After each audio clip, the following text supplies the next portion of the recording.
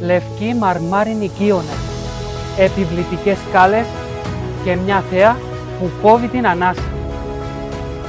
Λίγο έξω από την πόλη Ρέγκενσμπουργκ και πάνω από τις όχθες του ποταμού Δούναβη δεσπόζει ένα από τα πιο εντυπωσιακά νεοκλασικά μνημεία της Βαβαρίας, το επιβλητικό Βαλχάλα.